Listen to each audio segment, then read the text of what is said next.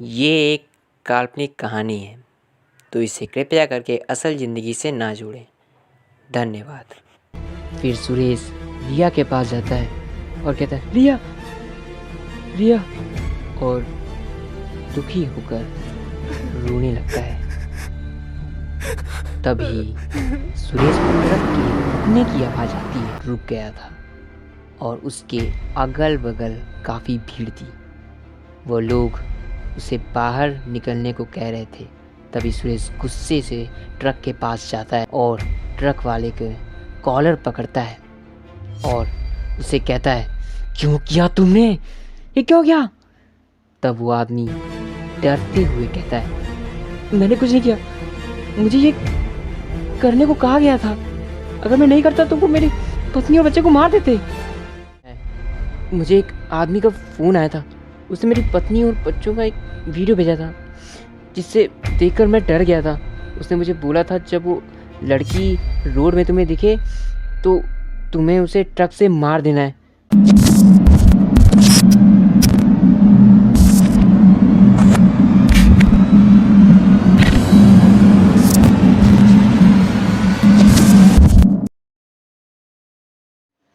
तो hello my listener, मैं आशा करता हूँ कि आप लोगों ने black hole the story of dark web का चौथा एपिसोड सुन लिया होगा। अब आगे सुरेश, रोहन और रिया दोनों का फोल्डर दिखता है।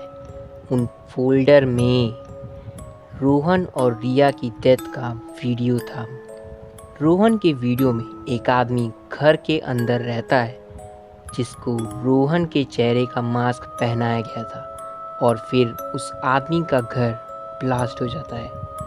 और रिया के वीडियो में एक लड़की को रिया के चेहरे का मास्क पहनाया गया था, और उस लड़की का ट्रक से एक्सीडेंट हो जाता है और वो मर जाती है। सुरेश ये देखकर थोड़ा सा डर जाता है। फिर सुरेश कंप्यूटर बंद कर देता है और बिस्तर पर लेट जाता है और कहता है, पुलिस को बताना होगा। सुरेश उठता है और नीचे जाता है और कहता है, मैं आता हूँ मम्मी थोड़ी देर में। तब सुरेश के पापा आते हैं और कहते हैं, कहाँ जा रहे हो बेटा? तब सुरेश कहता है, वो पापा मैं आता हूँ थोड़ी देर में, मुझे कुछ काम है। तब सुरेश के पापा कहते हैं, बताओ बेटा क्या हुआ है? तब सुरेश कहता है, वो पापा मैं पुलिस स्टेशन जा रहा हूँ क्योंकि मुझे सच का पता लगाना है रिया के मर्डर का। तब सुरेश के पापा कहते हैं, संभल के जाना बेटा। फिर सुरेश पुलिस स्टेशन चला जाता है। थोड़ी देर बाद वो पुलिस स्टेशन पहुंचता है। फिर सुरेश एक हवलदार से कहता है, मुझे आपके सर से बात करना है। तब हवलदार कहता है, सर नहीं है, बाद में आना। तब सुरेश कहता है, बाद में नहीं, मुझे उनसे अभी बात करना है। तब हवलदार कहता है, आज बात नहीं कर सकते, कल आना। फिर सुरेश कहता है, उन्हें ये बताकर बुलाइए कि मेरे पास रोहन और रिया की मर्डर का सबूत है। फिर हवलदार कहता है, आप थोड़ी देर वेट करिए, मैं सर को बुलाता हूँ। फिर थोड़ी देर बाद सर आते हैं। तब सर कहते हैं, हाँ कौन सा सबूत है तुम्हारे पास? तब सुरेश अपने बैग से लैपटॉप निकालता है। सुरेश अपने साथ लैपटॉप लाया था और कहता है, सर मेरे पास एक वीडियो आया था। फिर सुरेश रोहन और रिया की डेथ का वीडियो सर को दिखाता है। उस वीडियो को देखने के बाद सर कहते हैं, तुम्हें ये वीडियो कहाँ से मिला? तब सुरेश सर को पूरी बात बताता है कि कैसे अचानक से एक दिन रात को 10 बजे उसके कंप्यूटर पे एक गिफ्ट फॉर यू फोल्डर अपने आप आ गया, और उस फोल्डर के अंदर कई सारे फोल्डर थे, और हर फोल्डर के अंदर 1000 से ज़्यादा ऐसे वीडियो थे जिसमें कई सारे आदमियों को एक मास्क पहना हुआ आदमी टॉर्चर करता था। और फिर सुरेश कहता है, इसमें गिफ्ट फॉर यू फोल्डर के अंदर एक फोल्डर था जिसे देखकर मैं डर गया था। सर वो फोल्डर का नाम था योर डेथ। तब सर कहते हैं, मेरी डेथ? फिर सुरेश कहता है, नहीं सर, मेरी डेथ का। तब सुरेश सर को योर डेथ का वीडियो दिखाता है। उसे देखने के बाद सर कहते हैं, ये सिर्फ तुम्हारा केस नहीं है सुरेश, इससे पहले भी एक आदमी के साथ ये हुआ था। वो भी हमारे पास आया था, उसके पास भी उसके डेथ का वीडियो आया था और हम उसे नहीं बचा पाए। अब ये सेकंड केस है, पर उसके पास सिर्फ उसकी डेथ का वीडियो आया था और उसके यहाँ केस दर्ज होने के एक हफ्ते बाद उसकी मौत वैसे ही हुई जैसे उसकी डेथ के वीडियो में था। उसके डेथ वीडियो में एक मास्क पहना हुआ आदमी एक आदमी को मोहन के चेहरे का मास्क पहनाता है। मोहन उस आदमी का नाम था जिसके साथ ये हादसा हुआ था, और वो आदमी के हाथ, मुंह और पांव बंधे हुए थे। और फिर वो मास्क पहना हुआ आदमी चैनसॉ लेकर उस आदमी का हाथ, पांव और फिर गर्दन काट देता है। और इस पूरे हादसे को उसने पूरी दुनिया में लाइव दिखाया था। और मोहन की डेथ ऐसे ही हुई थी। और मोहन की डेथ के लाइव बंद होने के बाद हमें उस जगह का आईपी एड्रेस मिला। मोहन की लाश हमें उस जगह मिली। उसके शरीर से उसका हाथ, पाँव और गर्दन सब अलग हो चुके थे और हम उसे बचा नहीं पाए। तभी सुरेश कहता है, मेरे पास एक और वीडियो है, वो पता नहीं किसकी डेथ का वीडियो है। फिर सुरेश उस वीडियो को दिखाता है। उस वीडियो को सर देखते हैं।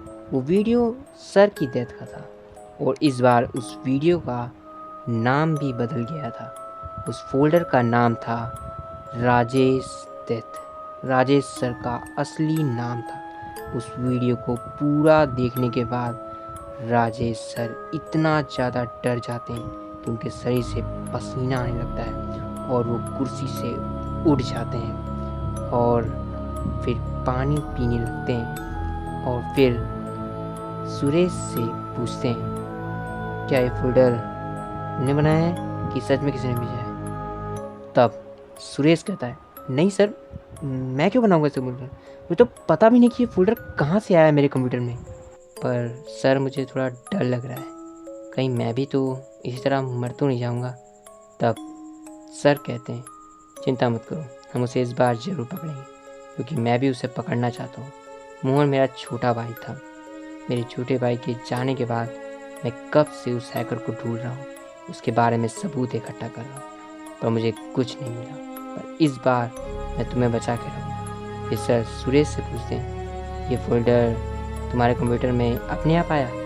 फिर सुरेश कहता है, हाँ सर। फिर सर कहते हैं, मतलब तुम्हारा कंप्यूटर हैक हो गया है और वो तुम्हारे बारे में सब कुछ जान चुका है। सबसे पहले तुम्हें अपना फ़ोन बंद कर देना होगा जब तक ये केस चलेगा।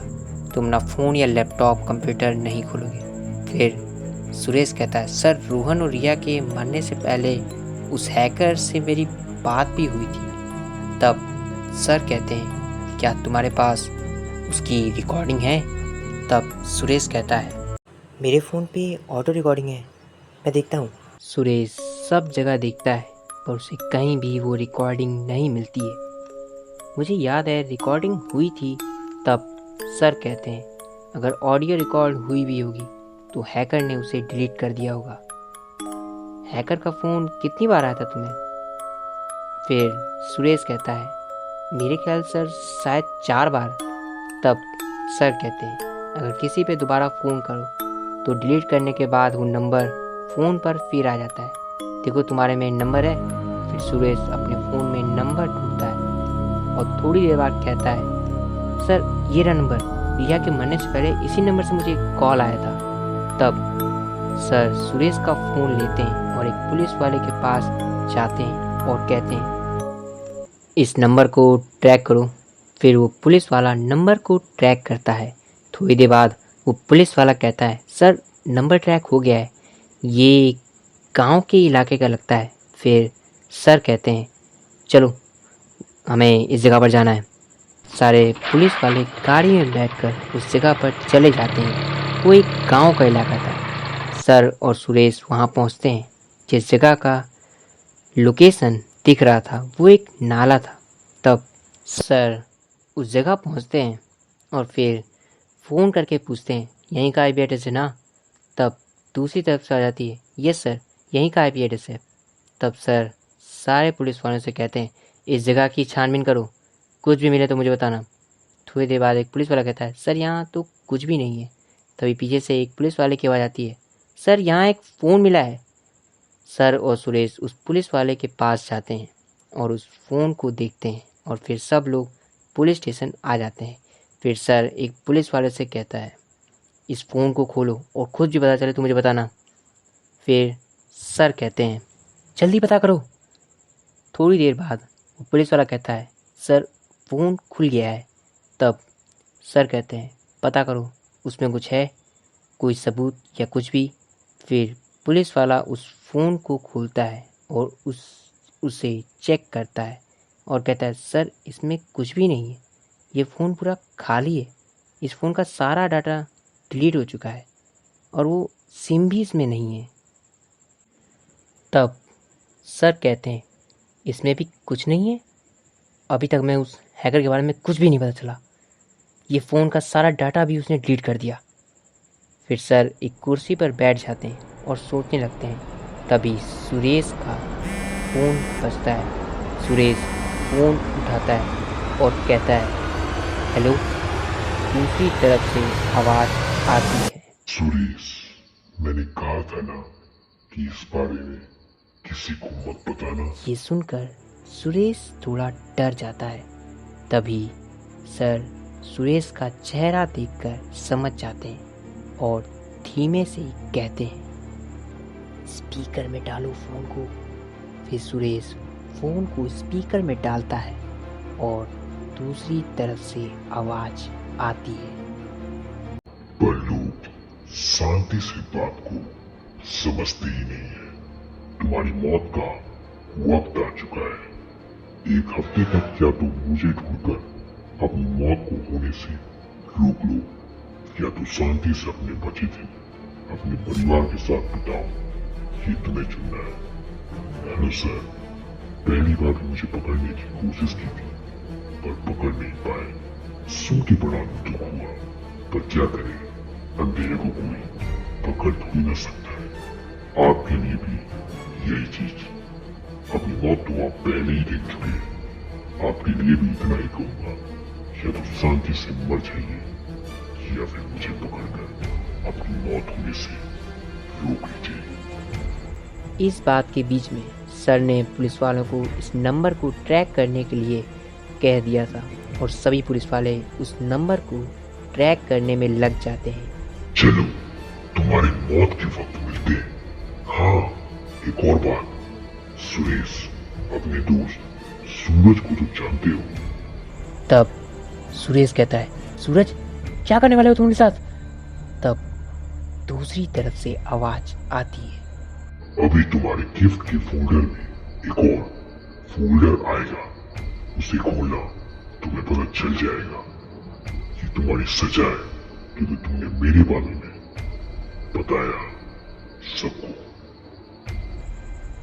तो हेलो माय लिसनर, ये वाला एपिसोड यहीं तक।